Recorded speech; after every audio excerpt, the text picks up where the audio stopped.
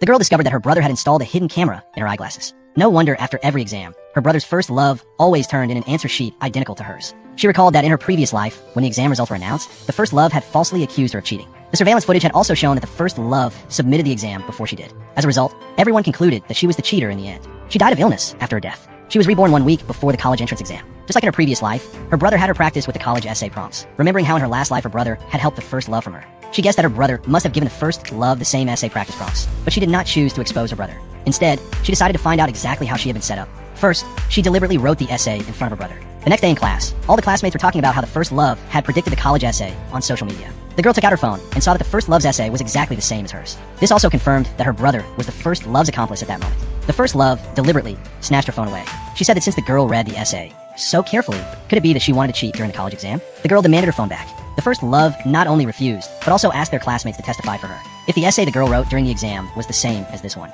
then it would prove that the girl was the cheater while the girl was struggling to retrieve her phone. The teacher walked into the classroom and then took the girl to the office, claiming that the girl's excellent grades had earned her a recommendation to Harvard University. The girl was overjoyed upon hearing this. She thought to herself that being guaranteed admission meant she wouldn't have to take the college exam. In that case, the first love wouldn't be able to cheat off her so as not to repeat the tragedy of her last life. She hoped the teacher wouldn't tell anyone about this. Just as she walked out of the office, she encountered her brother in the first love. The first love immediately accused the girl of cheating. Facing her brother's accusation, the girl who had another chance at life was too lazy to argue with him. After all, she had already been recommended to Harvard University, so she deliberately said she wouldn't take the college exam. Upon hearing this, her brother became extremely nervous if she didn't take the college exam. The first love wouldn't be able to get into university. Seeing their plan on the verge of collapse, her brother said that their parents had died early. Their parents' only wish was to see her attend university. Then he gave the first love a meaningful look. The first love hastily said she shouldn't have accused the girl of cheating. Then she knelt and apologized to the girl. Seeing that the first love really wanted to take the college exam, the girl said she didn't want to disappoint their parents either, so she agreed to continue taking the college exam. Her brother and the first love were overjoyed to hear this. That evening, the girl went to the study room alone. She thought that by writing the essay in classical Chinese, the first love would definitely be unable to copy it unexpectedly.